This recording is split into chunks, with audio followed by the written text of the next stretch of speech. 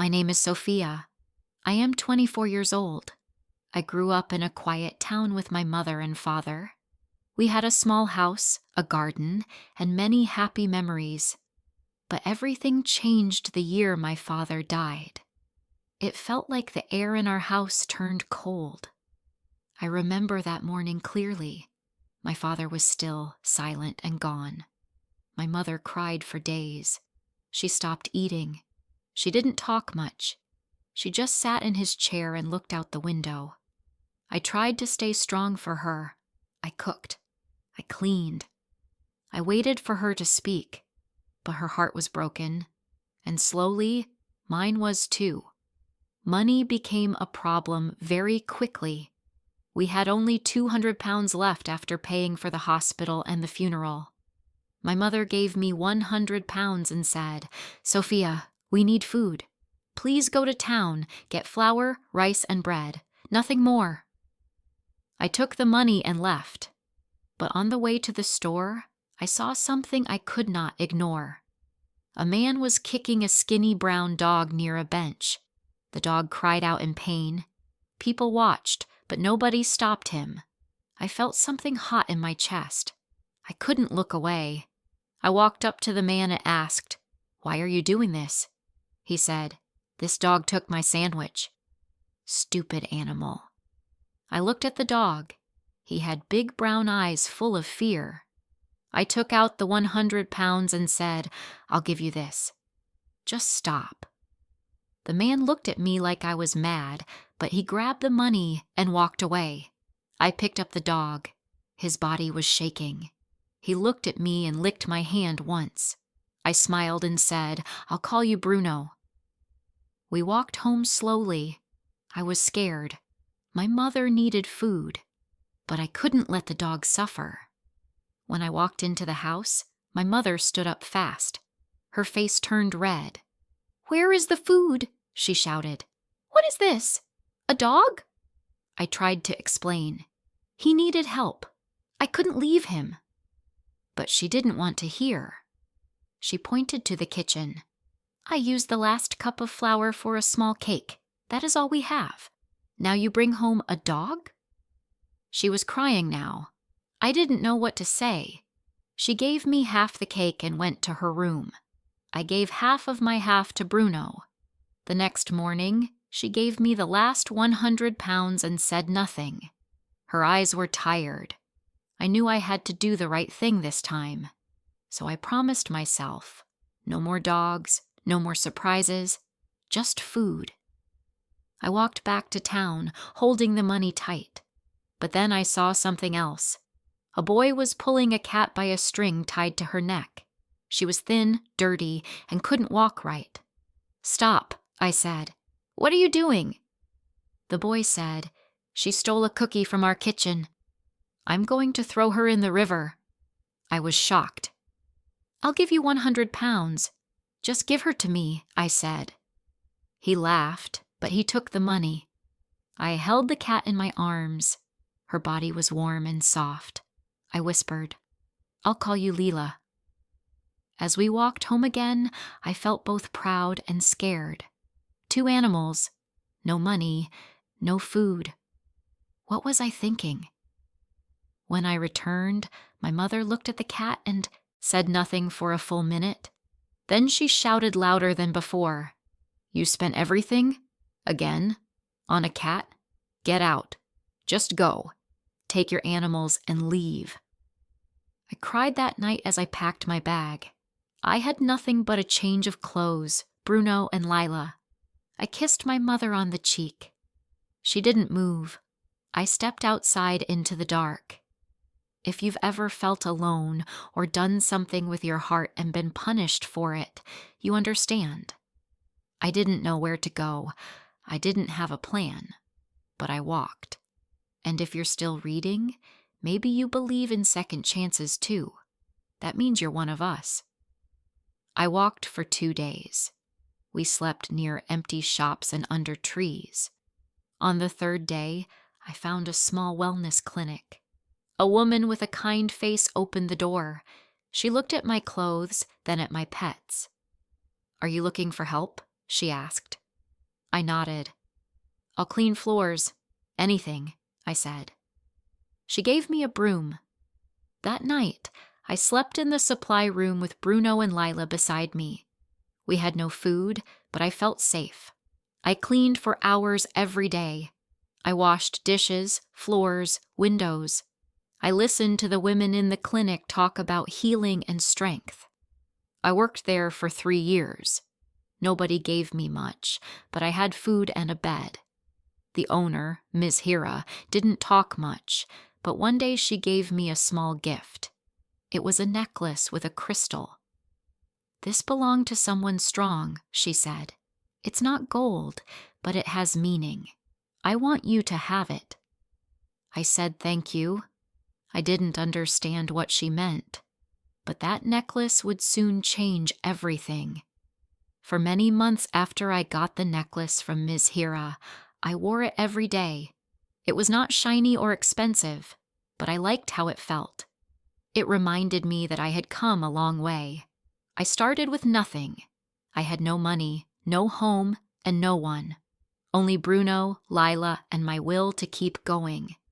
The necklace felt warm sometimes, almost like it was alive. It became a small part of me, like a quiet voice saying, "You can do more, Sophia." I worked hard and slowly began to learn new things. I watched the women at the clinic. I listened to how they spoke to each other, how they helped the patients, and how they made people feel safe. I did not speak much, but I learned every day. Ms. Hira watched me too. She never praised me, but one day she said, "You work like you care." "That's rare." I smiled. Those words stayed with me for a long time. Then, one cold morning, something happened that I will never forget. I was walking home from the market after buying a few apples. It was cloudy and quiet. As I passed a bridge, I saw a young woman standing on the edge. She looked lost, her hands shaking, her eyes full of pain. I stopped. My heart beat fast. I didn't know what to do. Slowly, I walked closer and said softly, "Are you okay?" She didn't answer. I took off my scarf and held it out to her. "Come down." "It's cold," I said. She looked at me, and I could see tears on her cheeks. After a long moment, she stepped back from the edge. I helped her sit on a bench. We didn't speak much. She only said one thing, "You saved me." I gave her an apple and held her hand. Before she left, she saw my necklace and said, "That necklace led you to me. Keep it. It knows where to go." Then she walked away into the fog. After that day, I kept thinking about her words. I didn't know what she meant, but I started to believe the necklace was more than a gift. It had brought me to Miss Hira, and now it had helped save a life. I began to feel a kind of strength inside me, not from money or success, but from small acts of care. I wanted to do more. I wanted to help animals, people, anyone who needed kindness. With the help of Ms. Hira and a few local women, I started a small group. We helped stray dogs and cats. We cleaned wounds, gave food, and tried to find homes for them. At first, only 5 or 6 people came, but then others joined. A kind man gave us space behind his shop. Someone donated food. I didn't have much, but I had my name and my story. People started to notice. After 2 years, the group turned into a small animal shelter. We called it Hope House. I ran it during the day and worked at the clinic in the evenings. Bruno became our helper, greeting people who came. Lila stayed close to me always. My story was shared in a local newspaper. A journalist came and took photos. She wrote, "This young woman gave up everything, but never stopped giving." That line made me cry. I had no idea that people saw me that way, and that is how Daniel found me.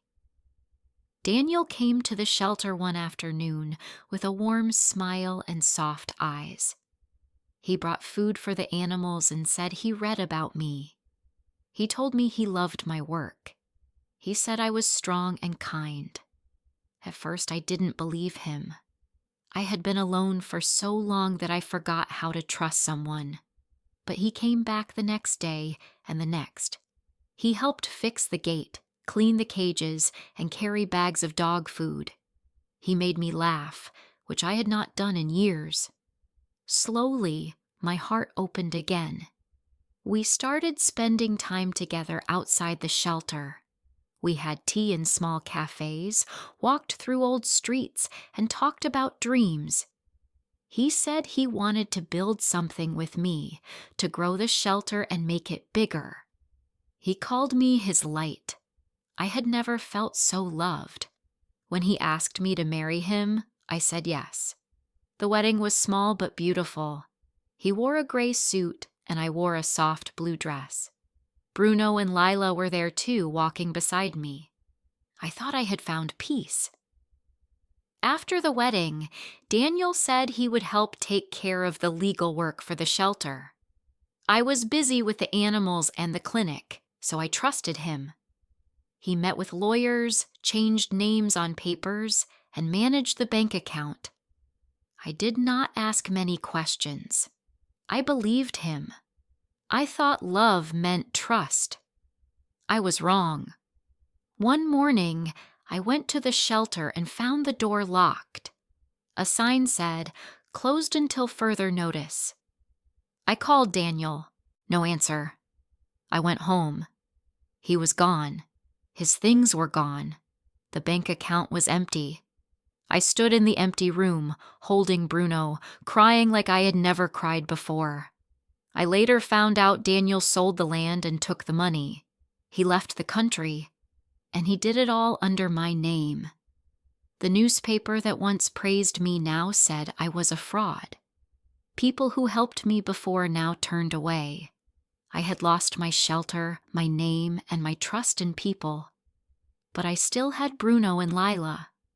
They looked at me with the same soft eyes, full of love. They didn't care about news or money. They just sat beside me, like always. That night, I sat on the floor of my tiny room, the crystal necklace in my hand, and said out loud, "I don't know what to do, but I'm not done yet." I stayed in that small room for many days. I did not open the curtains. I did not answer the phone. I sat on the cold floor with Bruno sleeping beside me and Lila curled near the door. My name was everywhere now, but not in a good way. People said I had taken the money. They said I lied about the shelter. They did not know what Daniel had done. They only saw what was on paper. The same name that once opened doors was now a name people wanted to avoid. Some people who helped before crossed the street when they saw me. Others sent angry messages. I could not explain. I had no proof. Daniel was gone. He left no trail, only silence. But Bruno and Lila did not change. Every morning, Bruno looked at me with eyes full of hope, waiting for me to stand up. Lila would place her small paw on my arm and stay close. They did not need words to say, "We are still here." Slowly, I started to eat again. I washed my face. I opened the window. I began to walk around the block with them, early in the morning when the streets were still empty. These walks helped me feel alive again.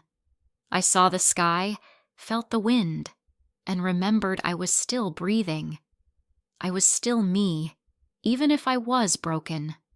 One day, I passed a small bookstore. There was a sign on the door that said they were hiring someone to clean and sort books. I stood in front of the door for a long time. I thought, they will know my name.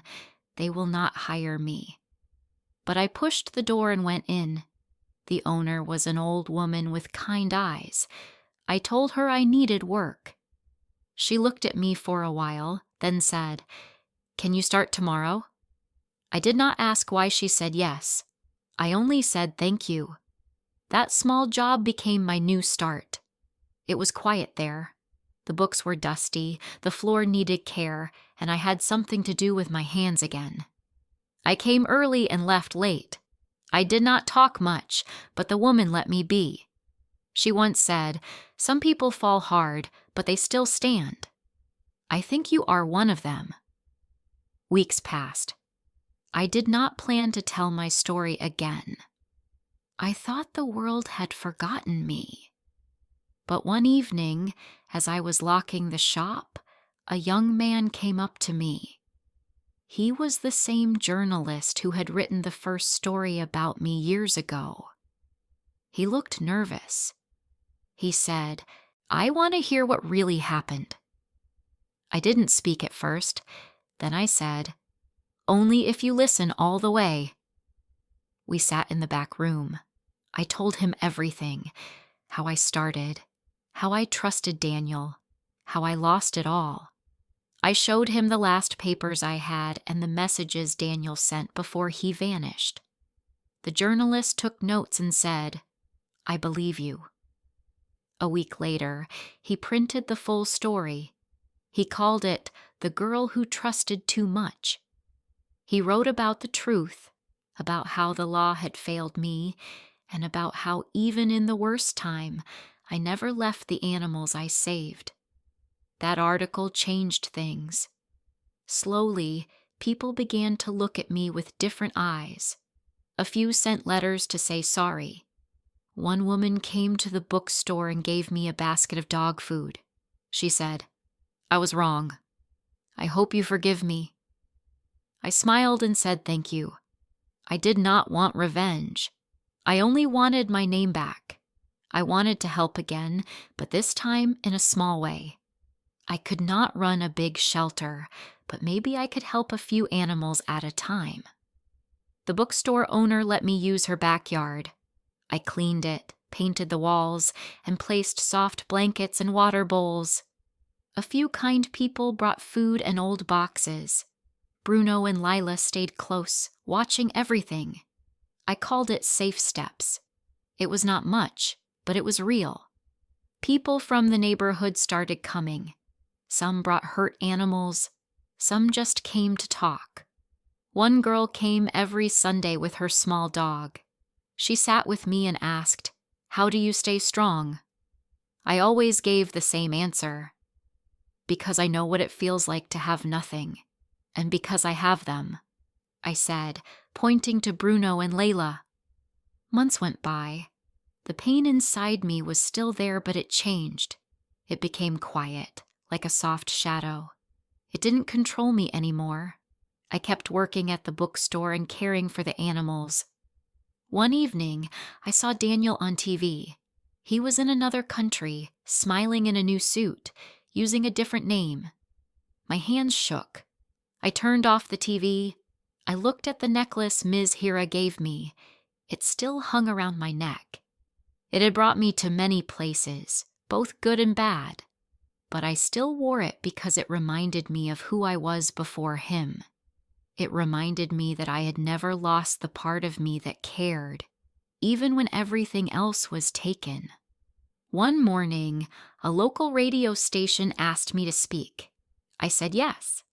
I went to the studio and shared my story, not as a victim, but as a woman who lived through it and kept going. I said, kindness is not weakness. Even when people hurt you, it is okay to still care. Just don't stop caring for yourself. The host was quiet for a moment, then said, "Thank you for being real." After the show, someone sent a message to the station. It said, "I was planning to give up today, but her story stopped me. Please tell her thank you." I sat in silence for a long time. That one message felt like a light in the dark. I whispered, "Thank you for hearing me." After the radio show, I walked home in the evening light. The streets looked golden under the sun. I passed the bench near the old bridge where I once sat with Bruno and Lila, tired and cold. That memory still lived in me, but now I was stronger. I was not that scared girl anymore. I had nothing then. Now I had a little room, a small job, and 2 animals who had never left me. I smiled at the thought. They had stayed. That meant everything.